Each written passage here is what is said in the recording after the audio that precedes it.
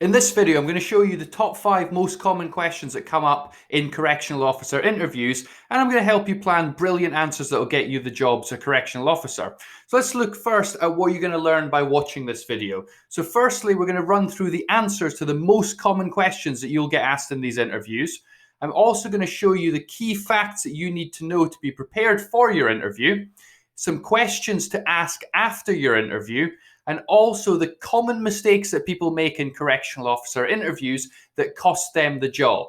So let's start by looking at question 1, which is probably the most likely question to come up, and that is simply, why do you want to be a correctional officer? Obviously, this is a very key question and one you need to prepare for. So I'm going to run through some things that you should include in your answer, and you can plan out a good answer using this system. So firstly, you can talk about the important social role that correctional officers perform. They remove dangerous people from society. That's the role of prison. And without correctional officers, that couldn't happen. They're involved in the rehabilitation of prisoners, so prevent reoffending and crimes happening in the future. And they maintain safety and order in prisons that is essential for a criminal justice system to work effectively. You can also talk about your personal skills and how that will make you good at your job, and therefore explain why you want to do that job. So you could talk about being calm under pressure. If you are very physically fit, that's a good thing to mention. If you're trustworthy and you've got a lot of integrity. These are some skills that are really important to being an effective correctional officer, and you can link that to your reason for wanting to take up the job. You can also talk about your previous experience. So if you've got any experience that's relevant to being a correctional officer, for example, if you've worked in security, if you've worked in any sort of prison environment, if you worked in anything to do with management where you're responsible for the welfare and safety of others, or if you've got police experience, that would be a great thing to talk about and link to your answer. If you don't have those experiences, talk about the other things on this list. You can talk about the rehabilitation as a really key reason why you want to be a correctional officer. You want to contribute to that. And there is a really big societal impact that you can have by being a correctional officer. You can talk about how you care about inmates and you want them to be successfully rehabilitated, that rehabilitation has really great power and you can transform people's lives by that and make society fundamentally a much safer and better place to live. So you could talk about that as being part of your motivation. And you could also talk about being a correctional officer as a long-term career opportunity. So as a correctional officer, there's lots of progression opportunities. You can move up into management and perhaps even be a warden one day. It's a very stable job, so you can talk about stability in the job. You're provided with excellent training and you can develop lots of new skills in the job. So these are some good things to talk about. So I would plan out and bullet point a good answer and learn it. Get as many of those ideas in as you can and you will score highly on that question. I also said that I would talk about the pitfalls and things people get wrong. So a few things you must absolutely not mention. Don't say you live near the prison. That gives the idea that you just want to work as a correctional officer because it's convenient. That's not a good reason. Do not mention the retirement plan. Don't mention the fact that you just want to earn some money. So you got to get a job, so you thought you'd just do this. If you express any dislike or hatred of inmates, that is going to really not go down very well. And fundamentally, don't mention anything at all in this question that would make any sort of negative impression. Focus on the positives and be enthusiastic, and then you'll be successful on this question. The next question that often comes up is, how would you deal with an aggressive inmate? This question is actually quite simple to answer and also very easy to mess up. So I'm going to show you the way that you can structure an answer to reassure them that you're going to do the right thing. So the first thing you always mention is de-escalation, and you judge the situation. Ideally, you would like to be able to resolve the situation without resorting to any violence from the prisoner or violence from yourself. The situation could be diffused. If the inmate is, upset or angry about something fairly minor, perhaps just you could talk them down from that, and there's not an immediate danger to another person, and you can solve the situation very easily. So your first option is you would like to use de-escalation where appropriate.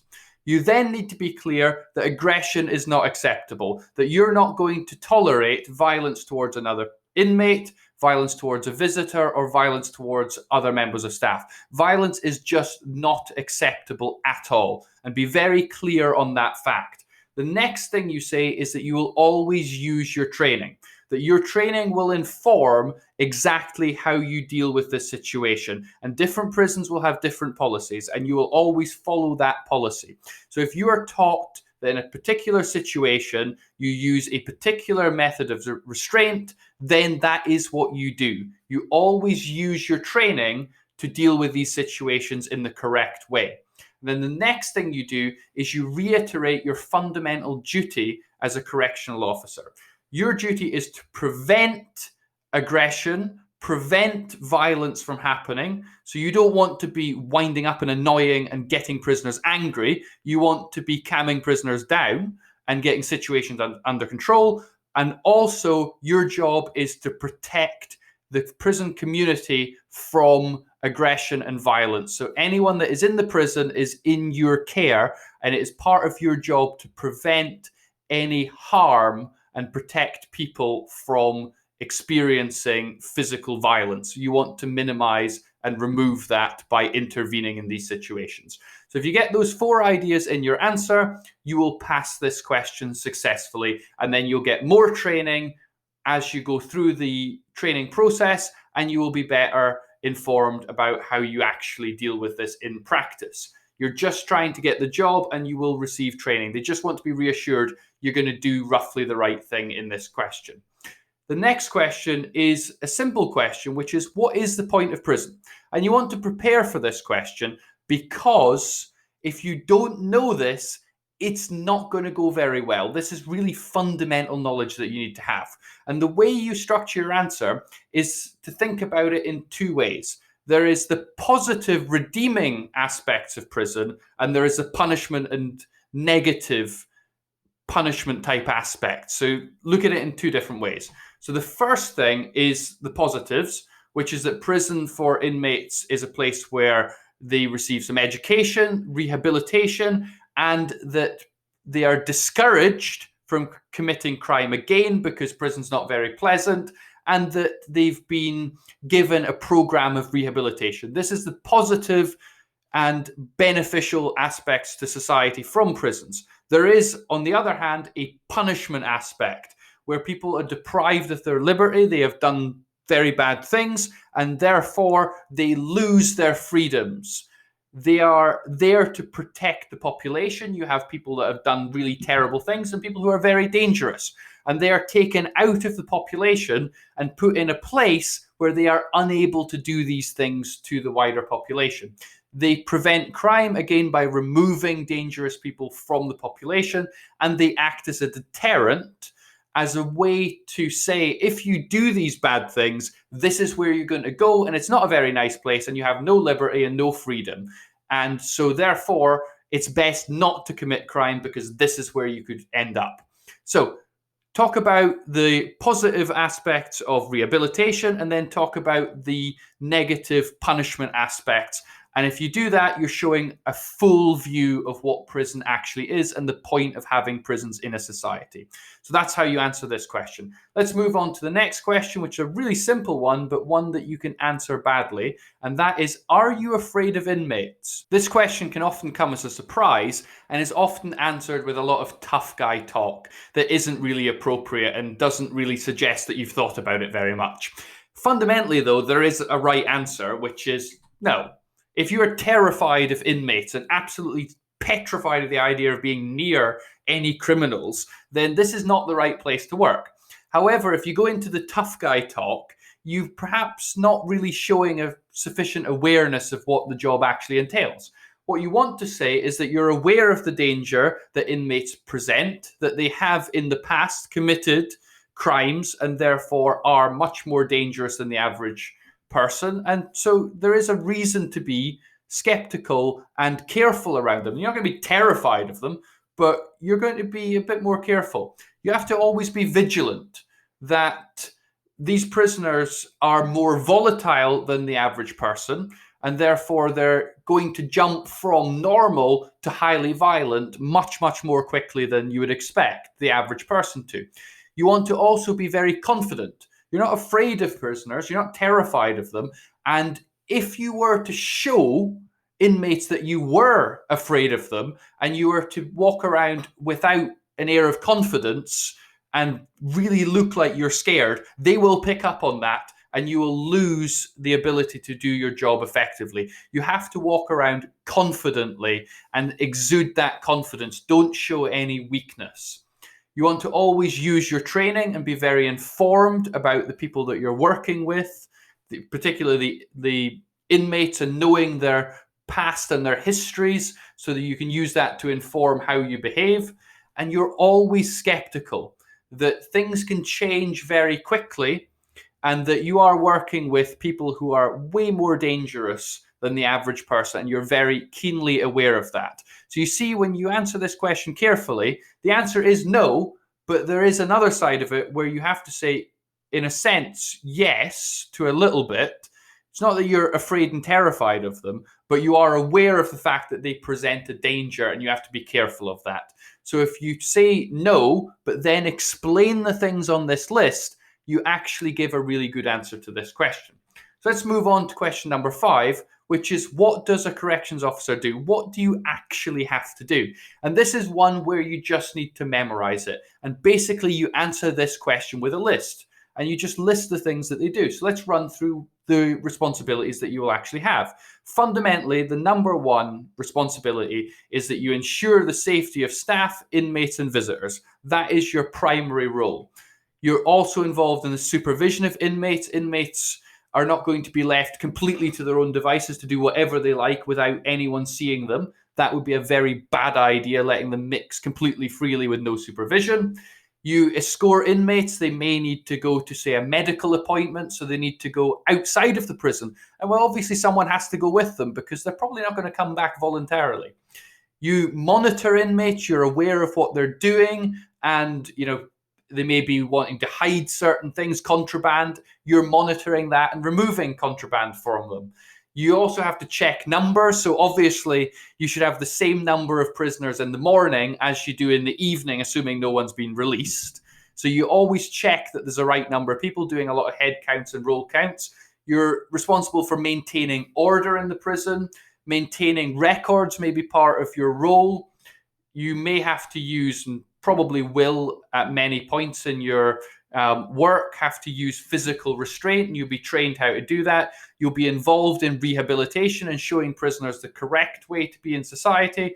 And the other thing you should mention, and it is a really key responsibility of a corrections officer, and that is suicide prevention and safeguarding, actually making sure that prisoners are as safe as possible, particularly really vulnerable prisoners. You're the only person that is able to effectively safeguard them because they are at much higher risk of harm.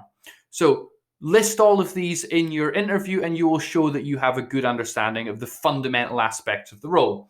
The next thing you have to absolutely be clear on is the difference between prison and jail. If you start muddling these up in your interview, it goes down really bad and suggests you don't know what you're talking about.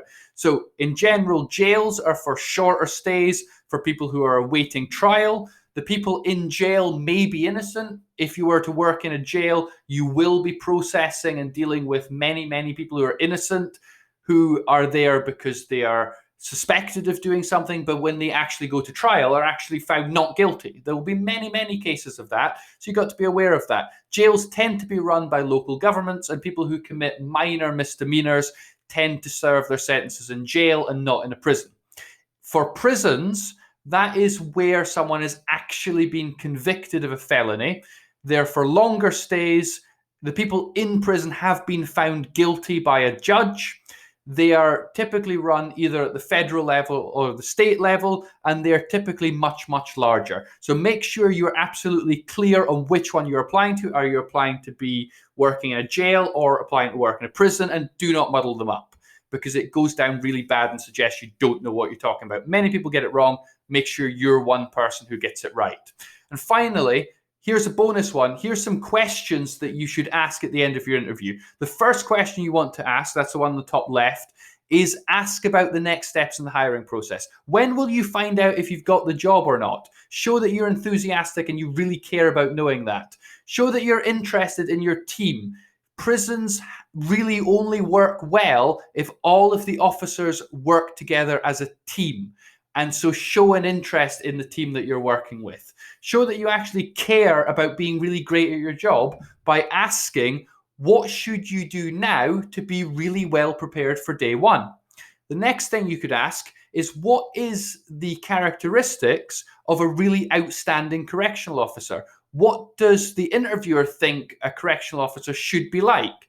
And they can tell you what they see as the ideal corrections officer, and you can actually start saying how you meet that and go back to your previous answers and remind them of how you're going to be really great at your job. The next thing you've got to do is listen to what they're saying all the way through the interview. And if you wonder about anything they've said, ask about it and refer back to when they said something and ask a question based on that to show that you're listening to what they're saying and engaging in a two-way conversation. The other thing that you must never, ever, ever, ever do, and it will really ruin your chance of getting the job, is never ask about salary. You can research this and you can find it out before your interview, and you should know it before you go for the job anyway, within a certain range. If they offer you the job and they say, we want to hire you, that is when you have the salary conversation. You're in a much stronger position to have it when they say, we want you to come join us. Don't ask about sick leaves and do not ask about holidays. That will absolutely tank your chance of getting the job. So I hope this video was really helpful to you. If the video was helpful, please like and subscribe below. Post in the comments what questions you were asked so other people can see what your experience was and learn from it. And finally, thank you very much for watching.